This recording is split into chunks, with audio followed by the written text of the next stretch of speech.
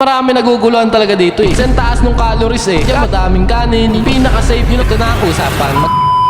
Alin nga ba mas maganda? Kanin or tinapay? Pili ka! So ngayon, sasagutin ko yung kaguluhan sa pag-iisip nyo sa usaping pagdadayet. Kung ano nga ba mas maganda sa dalawang yan. Dito maraming guilty dito, alam ko eh. Malamang ikaw, isa ka na dun eh. Maraming tatamaan dito, maraming guilty dito. Kasi karamihan sa tao, pinipili ang tinapay kaysa sa kanin. Ano ba yung tama? Kasi pinaniwala tayo na ang kanin ay masama. Kaya magtinapay na lang. Na kesyo magaan sa tiyan, na kesyo papayat ka. Totoo ba yun? So sa vlog na to, lilinawin ko. Ihimay-himayin ko yan pagkatapos kong magpakilala.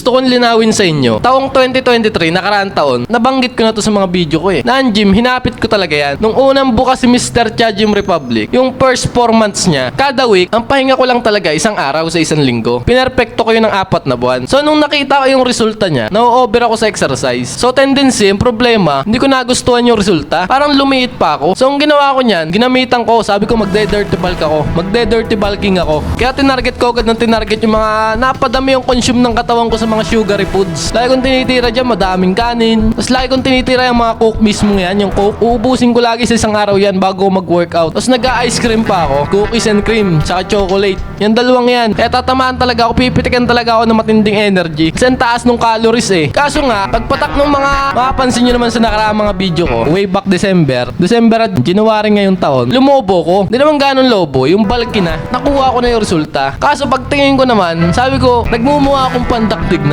Kaya palagi ko sinasabi sa mga video ko, hindi po ako bodybuilder. Ang gusto ko lang yung mga proportion na katawan. Matangkad pa rin ako tignan. Ay dun sa katawan kong yun, nung nag-dirty bulking ako, nagiging pandak ako tignan eh. Lumolobo ko eh. Kaya tinigilan ko yun, yung discarding yun. At dyan ko na nga nalaman yung mga proper way. Pag lumobo ka, paano lumiit. Ang tinitira ko talaga dyan, more on solid foods. Iniiwasan ko na talaga ang sugar. Yung mga sugary foods na yan, iniiwasan ko talaga yan. Yung mga ginawa ko dati, para bumaba uli yung timbang ko. Kasi ayoko nung ganun eh, nagbumuha akong pandak eh. Kaya dyan ko nalaman yung mga proper way kung paano nga ba magda-diet. Kaya kita nyo ngayon, na-maintain ko lang. Pero kung gugustuhin ko, magbabalgi talaga ako. Kayang-kaya kong gawin yan. Pero hindi na dirty bulking ang gagawin ko. Kasi alam ko na yung pinaka-technique paano nga ba lalaki ang katawan ng isang tao eh. Paraan na pinaka-proper way, pinaka-safe, yun ang pinaka-gusto ko. Nalaman ko yun simula nung nilaro ko yung katawan ko. Experience talaga magdadala sa'yo sa mga knowledge na yan. Kaya ngayon, sasabihin ko na sa'yo mga advanced knowledge ko. Kung ano nga ba mas maganda dyan sa kanin or sa tinapay. Ano nga ba mas maganda sa pagda-diet. Kasi marami naguguluhan talaga dito eh. Gusto kong linawin sa inyo dito na pagdating sa rice at tinapay, ang pinaka-concept talaga niyan, kapag dinigest ang kanin at tinapay, parehas lang rehistro niyan sa katawan natin. Parehas lang carbohydrates pa rin yan. Iba-iba lang yung itsura nila. Iba-iba lang yung way ng pagkakagawa nila. Pero carbohydrates pa rin yan pag pumasok na sa katawan natin yan. Halos same lang sila. Magkakaiba lang kung gaano kadami. Ito na ang usapan. Magkakaiba lang kung gaano kadami. Pakinggan nyo mabuti to. Iniiwasan mo nga ang kanin, 1 cup of rice. Pero kung kinain mo naman tinapay, isang pack,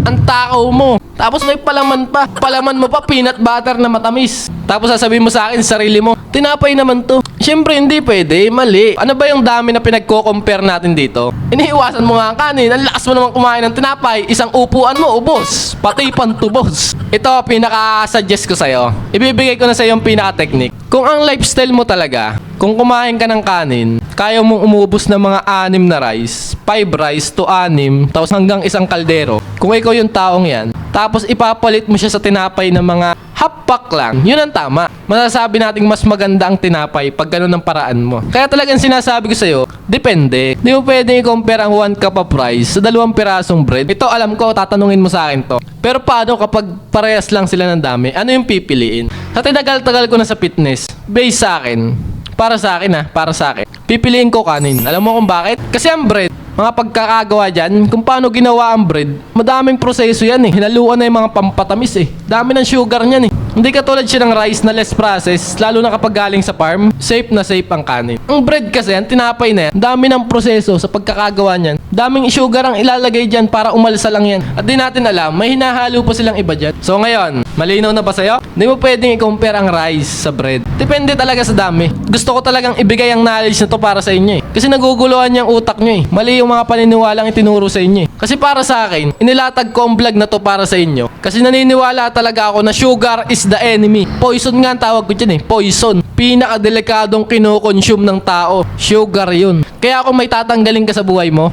sugar ang tapon mo.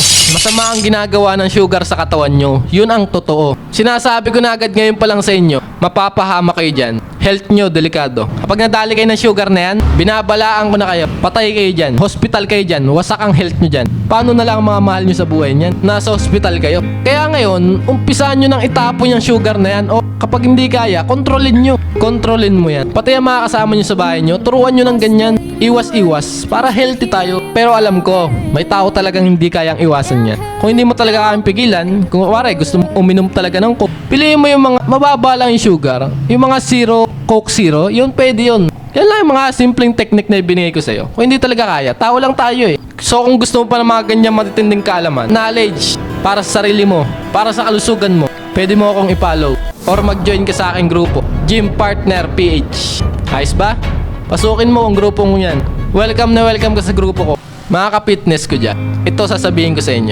Kapag naiwasan nyo talaga yung sugar na yan, ang laking changes sa physique natin, sa body composition natin, pati sa pag-iisip natin, mahirap lang talaga sa una. Kasi ang sugar, addictive yan eh. Nakaka-addict yan eh. Pansin nyo ba kapag kumakain kayo ng matatamis, nakaka-addict, di ba? Di ka nabubusog, gahanap ka pa uli. Tapos gutom ka na naman, kasi yun ang trabaho ng sugar. Feeling gutom ka lagi, kakakain mo lang, gutom ka na uli. Tapos hindi mo talaga mapipigilan. Yun nga, nakaka-addict yan, yung sugar na yan. Kaya iwasan nyo na, kontrolin nyo na. Kapag di kaya ng biglaan, yung aking term na dahan-dahan, iwas-iwas lang. Para sa health nyo, para sa kalusugan nyo, regalo nyo na para sa sarili nyo. Ayos ba? O ngayon, alam ko nalinawan ang utak mo sa katanungang rice or bread, anong pipiliin? Bigyan mo naman ako ng isang like, heart react. Huwag ka nang mahiyang mag-comment, komentan mo ko. At talagang sinasagot ko yan. I-share mo na rin ang video to. At oo nga pala, yung aking merch oh. Check! Pwede natin i-customize. Pwedeng dry fit, pwedeng muscle shirt. Makakita nyo sa personal yan, napakaganda niyan. Pwede natin gawing sando, pwedeng muscle shirt, pwedeng dry fit. Depende. PM mo lang ako. Pag-usapan natin kung anong kagustuhan mo. Bibigyan kita ng discount syempre. At dito nga pala sa Mr. Cha Gym Republic, may binebenta din ako mga supplements. Pampapayat, pampamuscle weight, pampamuscle gain, gain weight. Lahat yan, meron akong supplements dito sa Mr. Cha Gym Republic. Ako po muli, si Darcel Robles, na mag-iiwan sa inyo ng katagang magbuhat lang ng tama para katawan natin ay gumanda.